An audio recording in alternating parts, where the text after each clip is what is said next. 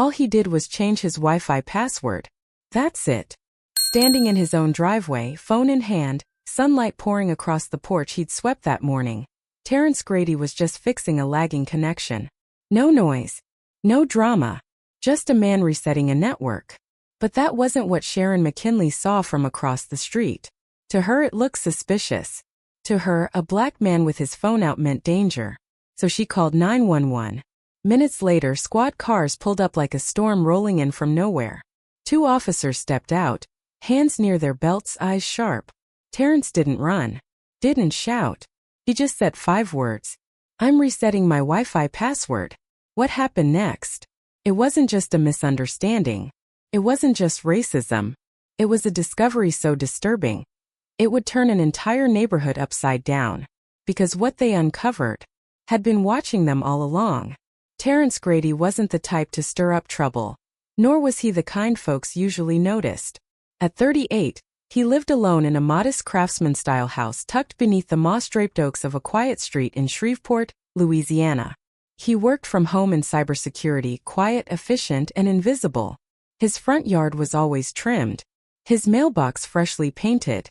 Security cameras watched from every corner of his home, not as a flex but as a boundary. He had built this life with purpose. In the neighborhood, Terrence was something of a mystery. He didn't show up to block parties, didn't volunteer for homeowner meetings, and rarely waved first. Some folks said he was standoffish. Others whispered what they really thought. He didn't fit in. He was the only black homeowner on the block. And though no one said it aloud, everyone noticed. But Terrence didn't care for small talk or neighborly drama. What he valued was peace. A strong Wi-Fi signal. And a front porch he could sit on without being bothered. So when his internet started acting up one muggy Thursday afternoon, videos buffering, calls dropping, he did what he always did. Fixed it himself.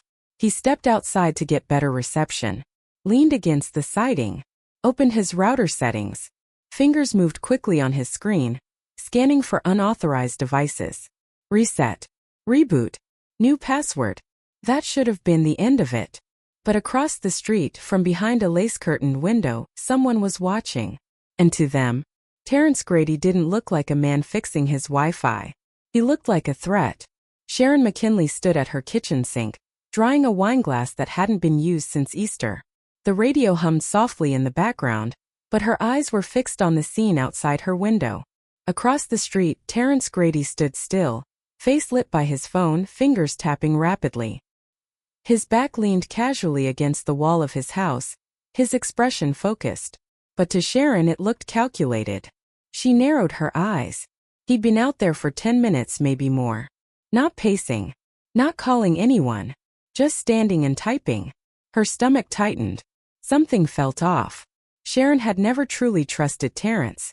Not because of anything he'd done, but because of everything he hadn't. He never came to the Christmas potlucks. Didn't wave when her husband Frank was mowing the lawn. Didn't bring his trash cans in on time like everyone else. He kept to himself.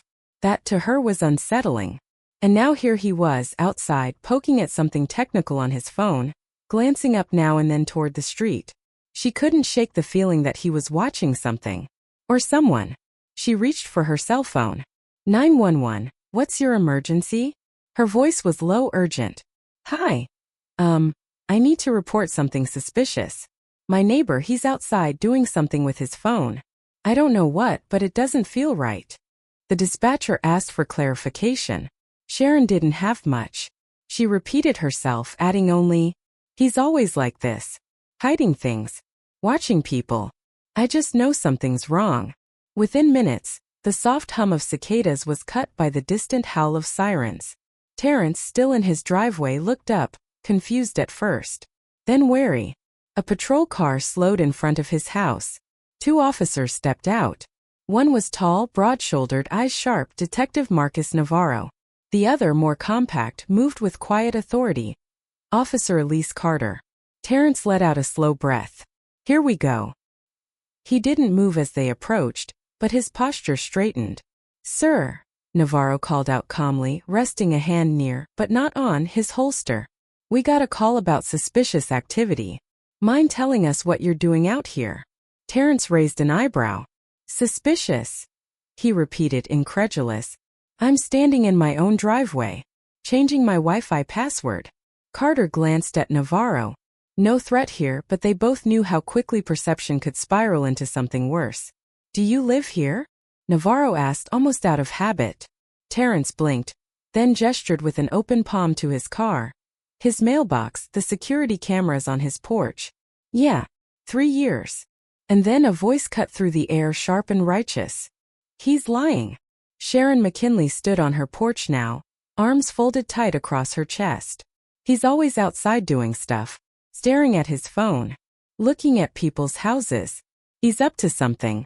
I can feel it. Terrence turned slowly, his jaw clenched. I was adjusting my router, he said. Someone's been using my Wi-Fi without permission. Sharon scoffed. Oh sure. That's what they all say. Navarro turned to her, voice firm. Ma'am, do you have any evidence he's done something illegal? She hesitated. No, but I just know. That pause, that gut feeling, had summoned police to a man's front yard. Navarro turned back. Sir, would you mind showing us your router settings? Just to clear this up. Terrence didn't have to, but he also didn't want to escalate. So he bit back the frustration and nodded. Fine. He unlocked his phone, swiped to the router app, held it up for Navarro to see. The detective squinted at the screen. His brows furrowed. What's this? Crestwood I-01? That yours? Terrence shook his head. Nope. That's what I've been trying to figure out. Carter leaned closer. Looks like someone's piggybacking off your network. Terrence's voice dropped. And I don't think they're just stealing bandwidth. Everyone looked up. The heat in the air thickened. I think someone's been spying on me, he said. And maybe on others too. And just like that, the narrative flipped. The man they came to question might be the only one telling the truth. The living room inside Terrence Grady's house was clean and modest, worn leather couch, a framed degree from Prairie View NM on the wall, and shelves stacked with tech books and old jazz vinyl. The smell of fresh coffee still lingered. He led the officers to his dining table, where a sleek black laptop sat waiting. With a few taps, Terrence mirrored his phone screen onto the laptop display. I've been tracking devices that keep popping up on my network, he said, voice steady but clipped. This one, Crestwood A01, has been connected non-stop. I didn't name it, and I don't recognize the device. Officer Carter stepped closer, brow furrowed. Can you tell what kind of device it is? Terrence clicked through settings and logs like a surgeon navigating a body. His fingers moved fast, each movement sharper than the last. Then his hand froze. Wait. Detective Navarro picked up on the shift immediately. What is it? Terrence didn't answer at first. He just turned the laptop slightly so they could see. It's been accessing camera feeds, he muttered. Carter leaned in. Camera feeds? Yours. He nodded slowly. From my security system. Someone's been logging in. Watching live. The room went dead quiet. The only sound was the low hum of the air conditioner kicking on. But that's not all, Terrence added grimly. He scrolled further past timestamps and IP logs. His face drained of color. It's not just my house. Navarro's eyes narrowed. What do you mean? Terrence clicked another tab. More device logs. More IPs. Some of these, they're coming from different homes. Other properties in the neighborhood. Somebody's been watching more than just me. A chill ran through Carter. You think someone set up a fake Wi-Fi network? Terrence nodded. A man-in-the-middle attack. They spoof a legitimate network name. Residents connect to it by accident. And once they do, their devices are exposed. Navarro's voice darkened. So you're saying someone's been spying on the whole street? Terrence didn't answer. He clicked another file. A new video feed popped open. A narrow hallway. A living room. A bedroom. Not Terrence's house. Carter stiffened. Whose house is that? From behind them a voice cracked. That's mine. They turned. Sharon McKinley stood just inside the doorframe, her face pale. She had followed them in, expecting to be validated. Instead, she found herself staring into her own home. Terrence's jaw was tight. I told you someone was watching. And now you know they were watching you too. Sharon stumbled backward, hand trembling as she clutched her chest. Oh my God. Navarro didn't wait. He pulled out his radio. Dispatch, this is Detective Navarro. Requesting cybercrime support at 504 Oak Ridge Lane. We've got evidence of unlawful surveillance, multiple victims, possible network breach originating locally. As Carter watched the screen, she shook her head in disbelief. If someone's accessing security feeds from inside this neighborhood, they're not just nosy, they're dangerous. Terrence's eyes didn't leave the display. I already traced some of the data packets. It's not going to a remote server. It's going to a local IP.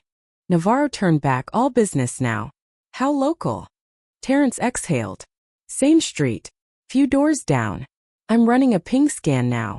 He worked quickly, matching signal strength to timestamps, cross-referencing MAC addresses with known neighbors' routers. Then his fingers paused. His eyes darkened. Oh no. Navarro stepped forward. What? Who is it? Terrence turned the screen toward them. A single address. Familiar. Too familiar. Sharon saw it first. She shook her head slowly, voice barely above a whisper. That's Brandon's room. A silence heavier than before settled into the space. Brandon Foster. Her 22-year-old nephew. The quiet one. Always on his computer. Moved in just a few months back after dropping out of college. It can't be, she whispered. He wouldn't. He couldn't. Terrence stood. His face was unreadable. Looks like we're about to find out. The late afternoon sun stretched shadows across Oak Ridge Lane, casting a golden hue on freshly trimmed lawns and porch flags swaying in the breeze. But for Sharon McKinley, the walk back to her house felt like a march through cement. Her legs felt heavy, her breath short. Beside her, Detective Navarro moved with quiet focus, every step calculated. Officer Carter trailed just behind, one hand lightly resting on her duty belt, eyes scanning for movement. None of them spoke. Because what could they say? Brandon Foster, Sharon's own nephew. The boy she took in after his mother died. The one she fed, clothed, and cheered on through school. The quiet, polite, slightly awkward kid who never caused trouble. He couldn't be the one. He just couldn't. But the data didn't lie. The IP address pinged from his room. The network logs, the timestamps. All roads led back to her house. Sharon's hand trembled as she turned the doorknob. Brandon, she called out, trying to keep her voice from shaking. Can you come downstairs for a second? Silence. Navarro gave Carter a nod. We're going up. Sharon hesitated, caught in a storm of disbelief and fear. She followed them slowly, wrapping her arms around herself, heart pounding in her chest like a drum. They reached the door at the end of the hall. Brandon's room. Posters of tech startups and coding languages plastered the door. From inside, silence, then the faint scrape of a chair. Navarro knocked hard. Brandon Foster, this is the police. We need to speak with you. No answer. Then finally the doorknob creaked. The door opened. Brandon stood there, barefoot, wearing a hoodie and sweatpants, blinking like someone who had just woken up from a nap. His hair was tousled. His eyes darted between Navarro, Carter, and his aunt. What's going on? He asked, voice tight. Navarro didn't blink. We have evidence connecting your IP address to unauthorized surveillance activity. Multiple homes in this neighborhood, including your aunt's. We need to ask you some questions. Brandon's mouth opened slightly, but no sound came out. His fingers curled, barely perceptible. That's crazy, he said finally. I don't know what you're talking about. Carter stepped forward. Mind if we take a look at your laptop? Brandon stiffened. You don't have a warrant. Navarro's voice didn't change. Not yet. But we will if you force us. Right now, we're giving you a chance to be honest. A long, tense silence stretched between them. Sharon watched her nephew's jaw twitch. He ran a hand through his hair. Then his voice cracked. Okay. But I wasn't doing anything wrong. Navarro narrowed his eyes. Then explain how your network is linked to spying on your neighbors. Brandon glanced at his aunt, and for the first time, real fear flickered behind his eyes.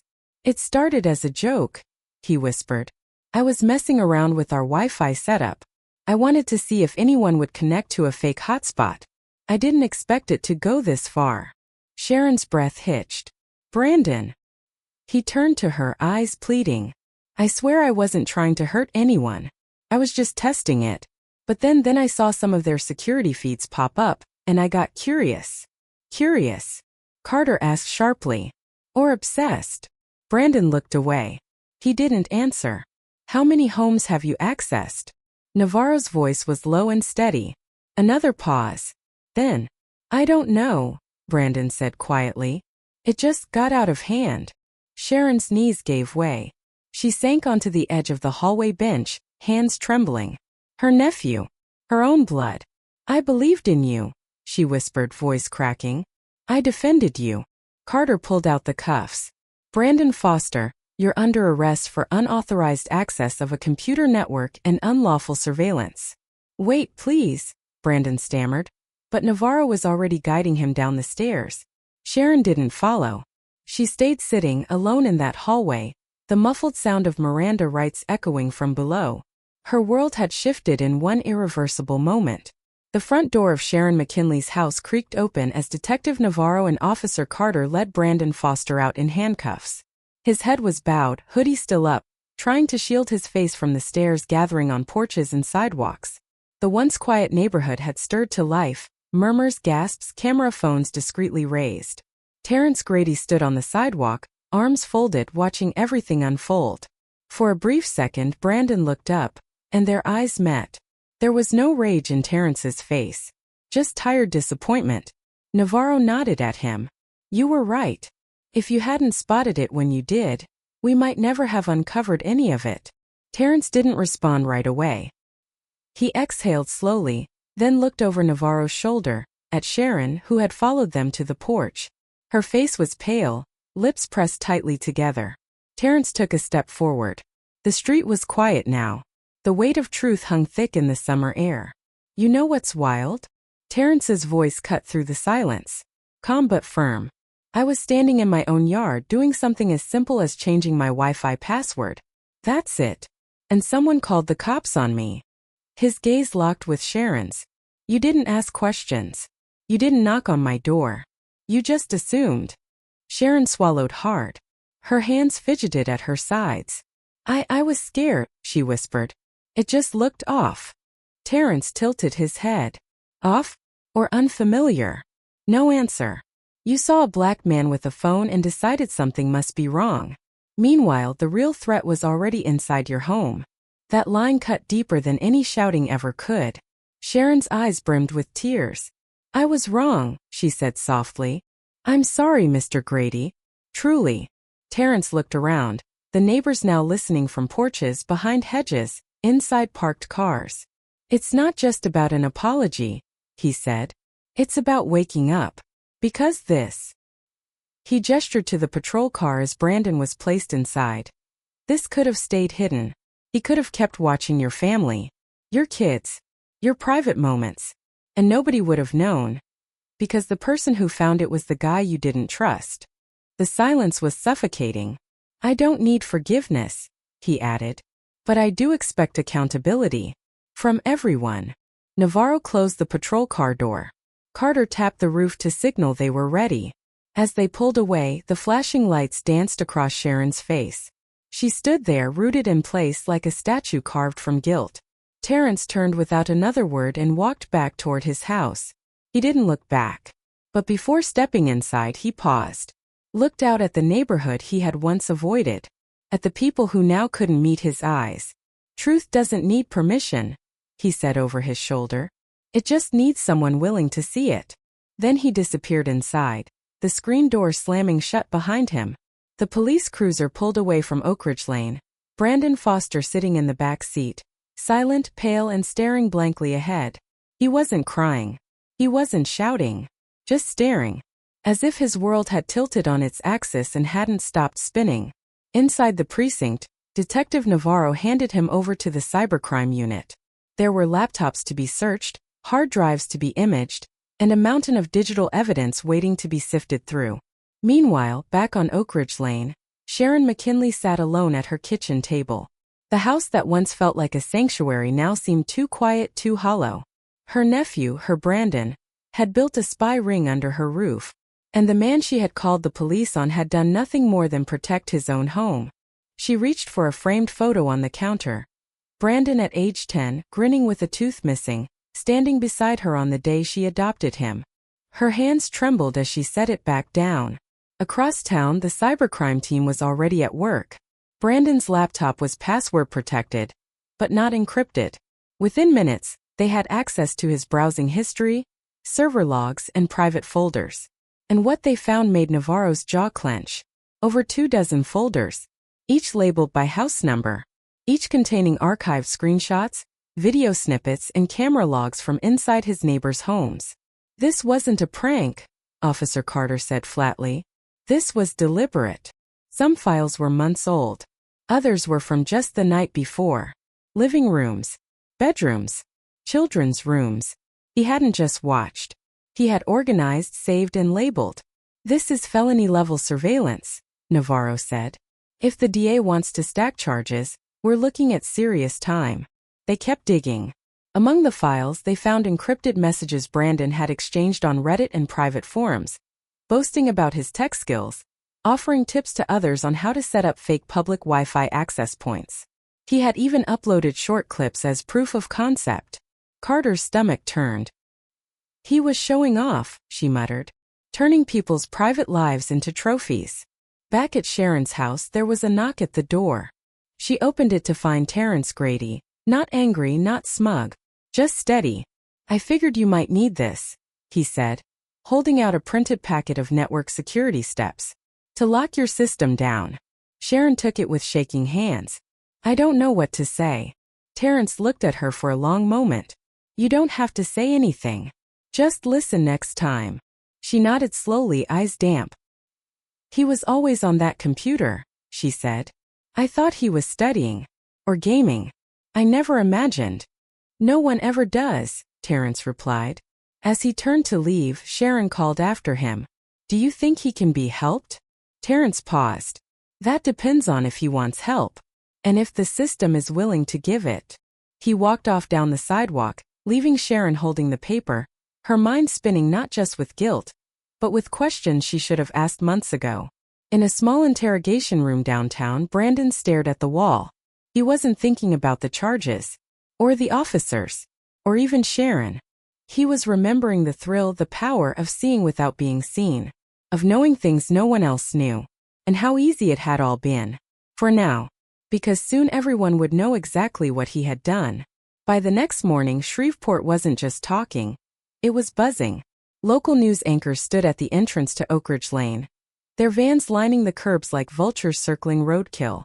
Headlines flashed across TV screens and Facebook feeds. Neighborhood hacker spied on residents for months, from aunt's guest room. Surveillance ring busted by black homeowner after police called on him. The irony wasn't lost on anyone. Within 24 hours, Terrence Grady's name had made its way across Twitter and Reddit. Hashtag Terrence Grady trended locally, accompanied by a wave of support and an undercurrent of rage. Some called him a hero. Others pointed out the darker truth. He had been treated like a suspect for protecting his own home. News anchors replayed the story like clockwork. Terrence standing in his yard, Sharon's 911 call, the arrest. Clips were edited and shared, dissected and debated. At a gas station just outside town, a woman approached Terrence as he fueled his car. Hey, you're him, right? The guy from the Wi-Fi story. He gave a quiet nod. That was messed up what they did. Glad you stood your ground. He nodded again, forcing a smile. But inside he felt the weight pressing in. Terrence didn't want to be a symbol. He just wanted to go back to being invisible. Meanwhile, Sharon McKinley was unraveling. The media hadn't camped outside her home, yet, but the whispers from neighbors had become glares. Her phone buzzed nonstop. Co-workers, old friends, church members. Some offered support. Others made not-so-subtle jabs. She stayed off social media entirely. The shame was too heavy. She hadn't just failed to protect her neighbors. She had called the police on the very man who did. And Brandon? He was still in custody.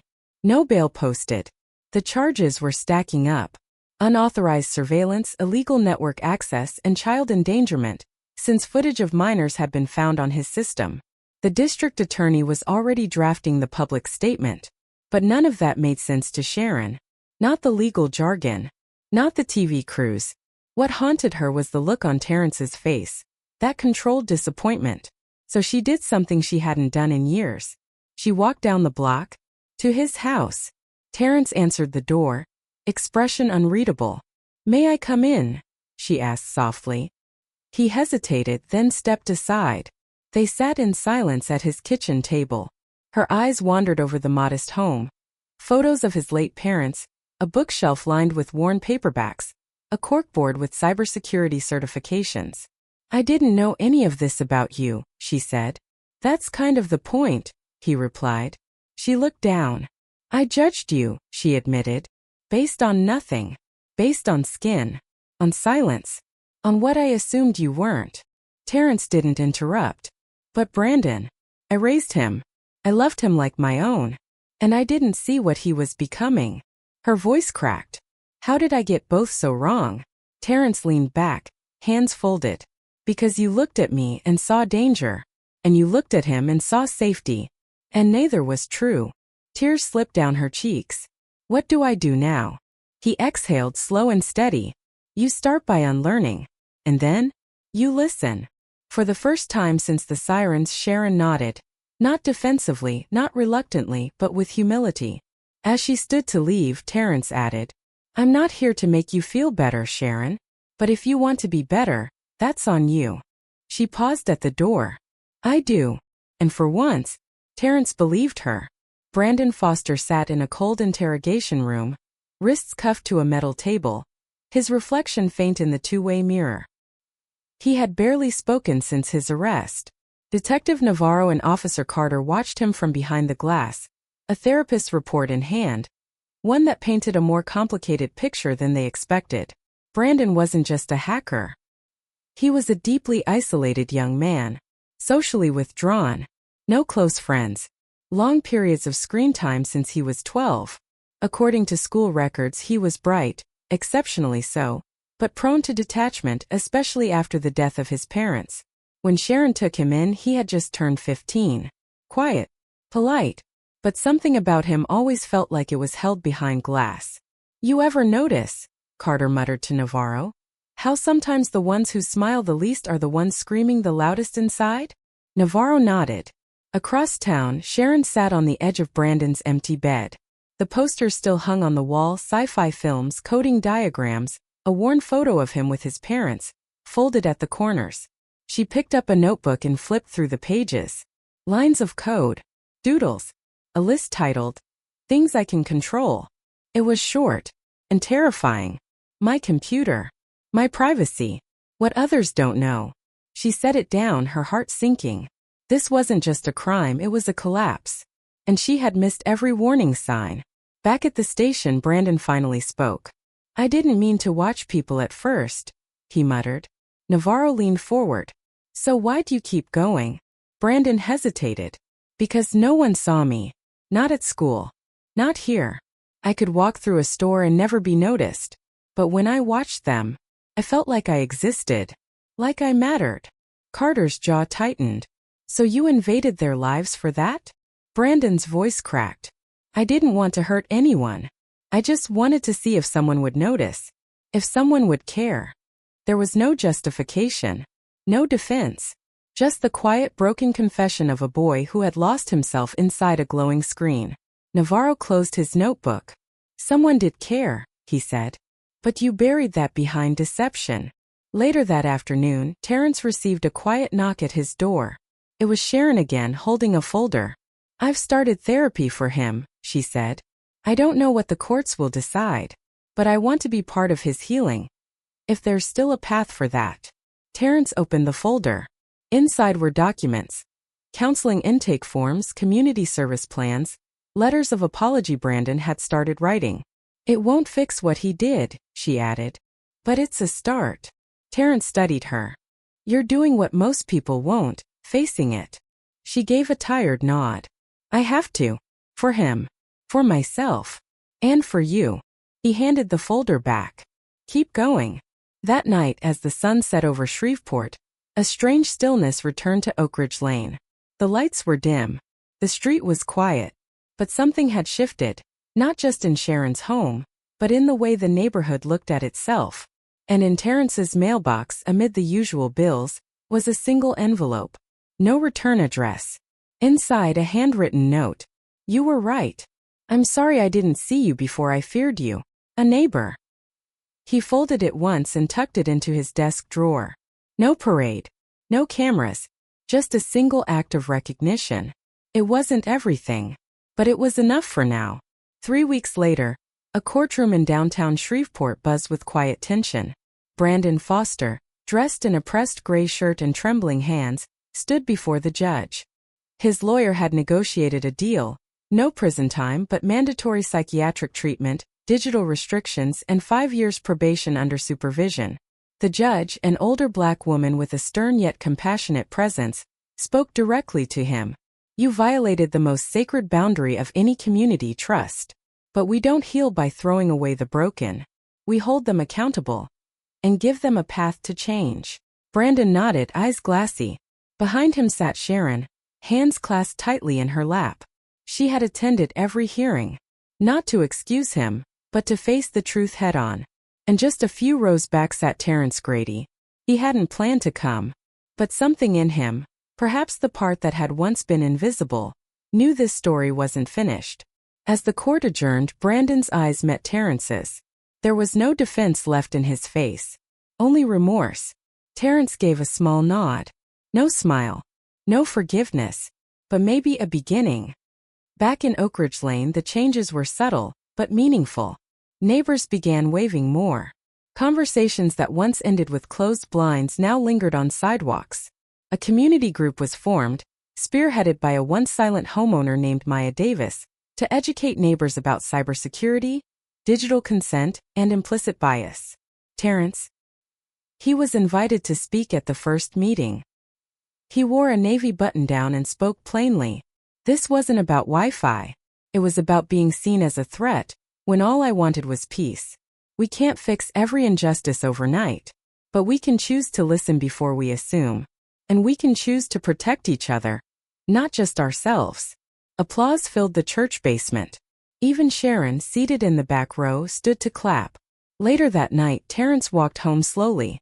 The cicadas buzzed overhead, and porch lights flickered on like stars blinking to life. He stopped in front of his house, once a place he tried to disappear into. Now it was something else. A boundary. A beacon. A stand. He sat on his front steps, a glass of tea in hand. No fear. No second-guessing. Just the quiet ownership of his space. And as he looked across the street, Sharon's porch light flicked on. She stepped out, gave a gentle wave, then went back inside. No words were spoken. But sometimes the absence of fear is louder than an apology. The next morning, Terrence opened his email to find a message from a local college. "Mr. Grady, we're organizing a workshop for students on cybersecurity and digital ethics. Would you consider speaking?" He stared at the screen. He never saw himself as a mentor, just a man doing what was right. But maybe, just maybe, that was exactly what made him the right person to speak. He hit reply. "I'd be honored." Outside, the sun rose over Shreveport. Another day. Another step. And in a small Louisiana neighborhood, a man who once stood alone, now stood tall. The night air was still, but something had shifted. Terrence sat alone on his porch, not in fear, but in quiet ownership of space he'd once felt the need to disappear into. On the table beside him, the old router blinked silently next to a new one still in its box. He hadn't installed it yet. Not because he couldn't, but because for the first time in a long time he didn't feel watched. He felt free. Across the street, Sharon stepped out and placed a cup of tea on her railing. She didn't speak. Just let it sit there, like a peace offering made of steam and silence. And Terrence? He didn't wave. But he didn't turn away either. In a world too quick to judge, too loud to listen, sometimes healing begins with choosing to stay present. If this story reached somewhere deeper than words, stay a little longer. Because the stories we tell next might just help us all breathe a little easier. Leave just one word below. One word that captures what justice, grace, or redemption means to you. We read every single one. And if you believe in stories that speak softly but leave echoes, you're home here. Not just to watch, but to feel.